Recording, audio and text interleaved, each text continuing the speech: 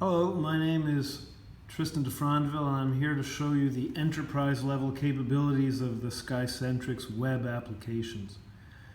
As you can see, I'm blocking out some of it because if this was just a residential homeowner, they might have 2 or 3 devices, and it would be very easy for them to see 2 or 3 devices. But even seeing them in a spreadsheet view like this isn't as interesting as the mobile app, so they would most likely view it as a mobile app if they had a mobile phone, a smartphone, Android or iPhone. But right now, this was designed for a facilities manager to manage thousands of buildings and tens of thousands of devices. So you can see that it's set up in the tree here for an office, a grocery store. I can drill down to the conference room and the lobby. I can search for a device or a building name. I get a light. I double click on the light. It makes it blue, and right away I can see it in the spreadsheet. If I want to apply a master command to everything that I've applied that I've filtered with my tree, then all of those devices turn off all at once. If I want to go into the sheet and just control a few devices, I do that, and they get a little red triangle, and I apply the changes. If I scroll down, you can see that we have sensors, thermostats, PTACs, Emerson thermostats, A.O. Smith water heaters. Now, these brand name appliances have all these colors because they are controlled with a CTA 2045 module, which is an open standard module that we can put into these brand name appliances that allows them to be controlled both by the facilities manager, as you're seeing now, but also by a utility. And then, of course, we have a camera, which shows many of the devices, and we can control the camera.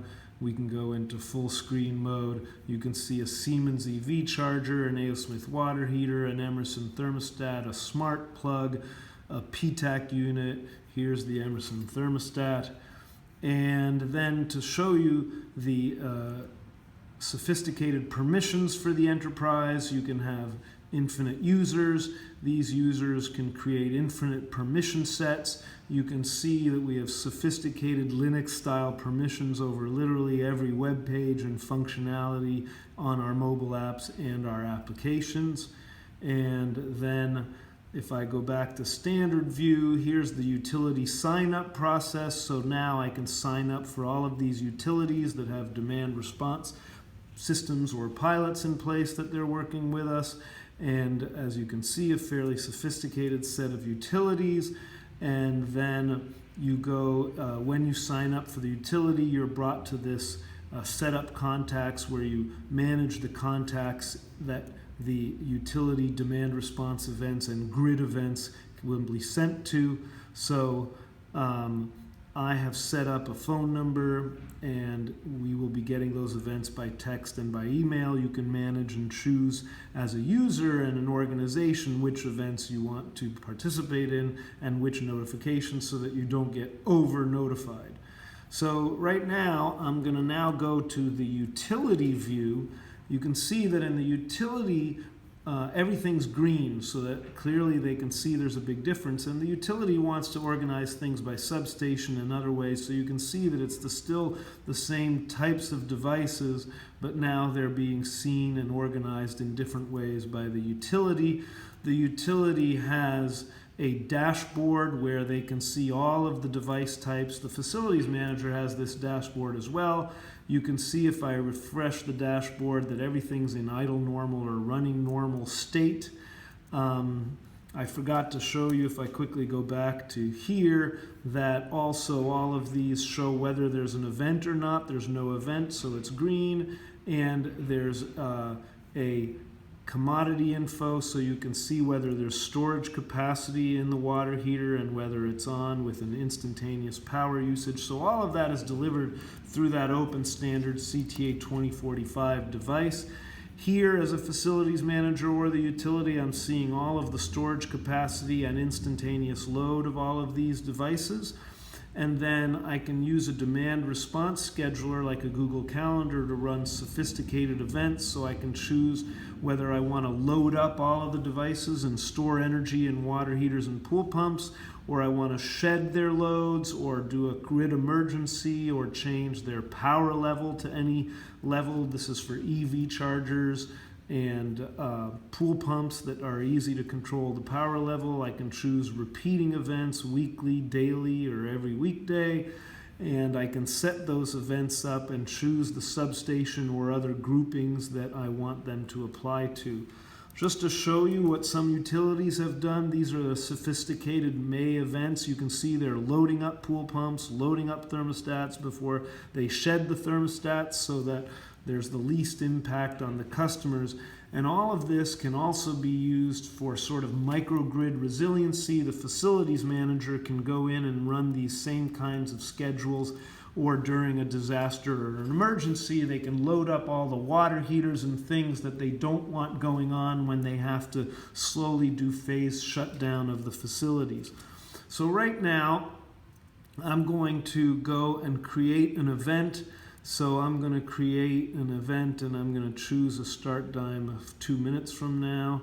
And I'm going to save that event. It's a 2-minute event. I'm going to notify everybody. I'm going to create that event. So that just changed the start time to 1943. And you can see that the start time is 1943. Here it's 1945. It's a grid emergency. It's inactive. If the user happens to see that, so I'll go back here. You can see he's still seeing no event. Our refresh happens about every minute or so. So I'm going to start refreshing that manually sometimes. And while we do that, I'm going to check our dashboard. You can see everything's still running normal. This shows how many devices are online and offline and what kind of devices they are. And now I'm going to go back here and show. So here's an event. So this is an event that I just got on a phone. You can see that the alert is informed by both text, and then if I go to my email, you can see that I got a fresh notification of an event by email. So it says a grid event of the grid emergency is scheduled to begin at 7:43 p.m. and last for 2 minutes. And all of these can be overridden by the users or the facilities manager, so they can choose which events to participate in.